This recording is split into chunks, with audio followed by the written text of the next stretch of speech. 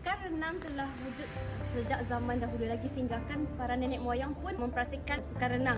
Allah telah menciptakan air sebanyak 75% di dunia ini, sehingga kan ia menjadi keperluan asasi manusia dan banyak manfaatnya bagi kegunaan manusia di dunia ini. Berenang merupakan salah satu kemahiran hayat yang dianggap sangat penting kerana ia boleh menyelamatkan nyawa pada masa kesulitan. Berenang juga menerangkan bagaimana manusia dan haiwan boleh bergerak dalam air tanpa bantuan alat. Sukan Olimpik yang pertama berlangsung pada 1896 dan hanya gaya bebas sahaja yang dipertandingkan ketika itu. Pada tahun 1900, 3 gaya renang telah dipertandingkan, iaitu backstroke, crawl dan breaststroke. Dahulu lagi, manusia selalu ingin mengenali dunia ini serta alam sekelilingnya, yang mana melaluinya kita dapat belajar erti kehidupan di dalam dunia ini.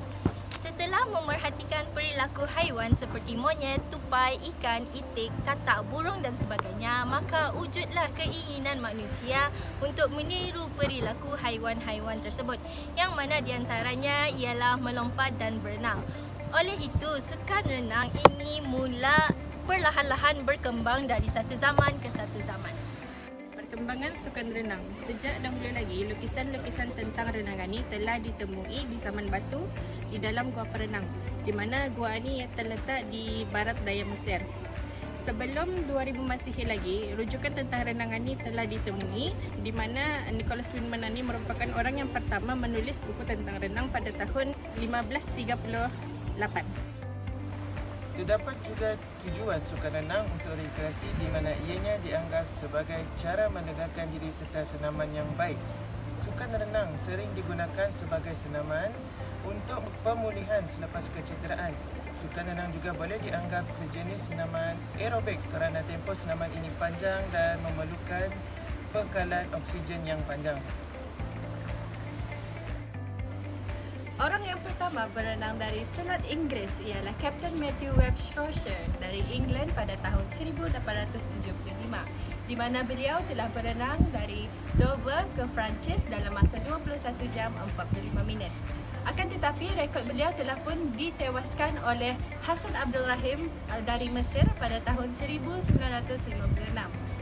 Pada masa dahulu juga, sukan renang telah digunakan sebagai salah satu sukan yang dimasukkan di dalam ketenteraan. Namun, sukan air telah pun diberhentikan pada suatu ketika dahulu kerana telah terdapat penyakit yang merebak melalui air.